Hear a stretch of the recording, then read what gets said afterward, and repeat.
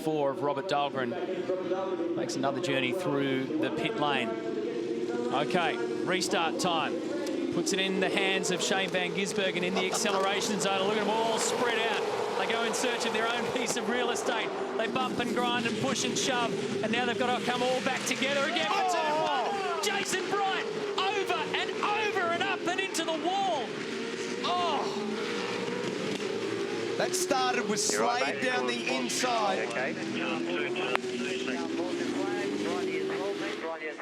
Yep, I'm trying to just give us a radio call if you're there, Bridie. Huge damage to car 16 of Scott Pye again. Yep. Check, please. You got me? Chaz Mostert. Team Cairo, Adele White, Wally Story in the foreground, engineer. Andrew Edwards, Jason's engineer, is frantically trying to make radio contact. And damage to Lee Holdsworth. The front left, that's going to wobble its way around the circuit for car 4. So, and look on the inside of the cabin. Oh, gee, that's huge. Just got to go steady now because he can easily run straight to the fence here. And he was already carrying damage to the front left-hand corner of that car, and they were asking him to just take it easy. So Tander's got damage in the front right-hand corner there. Well, that's how it started. Yeah, because Slade was down the inside. That's how it started. So Slade was down the inside with Tander and Courtney, 3 abreast, team cars. Van Gisbergen's come in, by the way. He's out of the car. Jason Bright, okay. Scott Pye's out of the car as well. Fantastic. So this was the race leader. And this is going to be a significant delay to get that car cleared.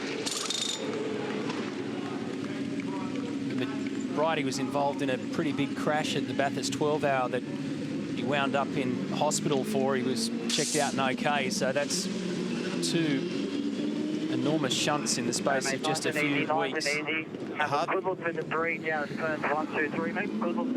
hard thing when you're upside down in the belts is actually to be able to safely manoeuvre yourself out of the car. When the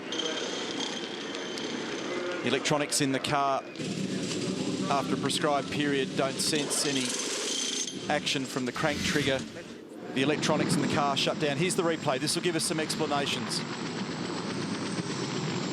We'll try to come in together. So it's Tim Slade leans on the Holden Racing Team car, which just sends Team BOC Commodore flipping into the air. This was what happened. They all fanned out and then they all came back in, and it was never going to work. Van Gisbergen and Kelly get through, and then watch car 47 just pushes across, and it doesn't take much for Garth Tander just to lean on the front left-hand side of Jason Bright. It's that secondary impact that's the worry there with the wall, and it got right up on the top of the debris fence. This is Lee Holdsworth's view. Oh, that was the big crunch that he... Okay, so he got hit by Scott Pye and a few others. The contact actually started with the 2 Red Bull cars. They actually made contact on the way in there also. There's Slade down the inside. He makes contact with Tander. Tander makes contact with Bright. Totally out on the slide. Full opposite lock, so he's trying to steer it down. So Jason's trying to make sure it doesn't turn onto its roof. It then catches the curb, and the curb then trips it over. So as it gets to that point there, it was always going to turn over.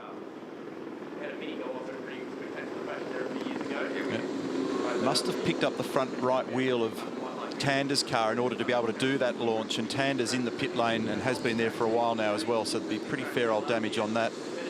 It's this next whack with the wall. All this stuff looks spectacular, but at that stage, you know, it's not a crazy amount of damage. It's this next one where it hits the concrete wall. It is tyre protected and then gets into the debris fence, where they're going to have a big nightmare trying to resolve getting this car back in shape. Well, fortunately, where the massive load has actually taken place in terms of the final part of the crash, Neil, it was actually against the tyres there. That's taken some load away from that. And that's a tonne and a half. Yeah. That's a tonne and a half in the air there.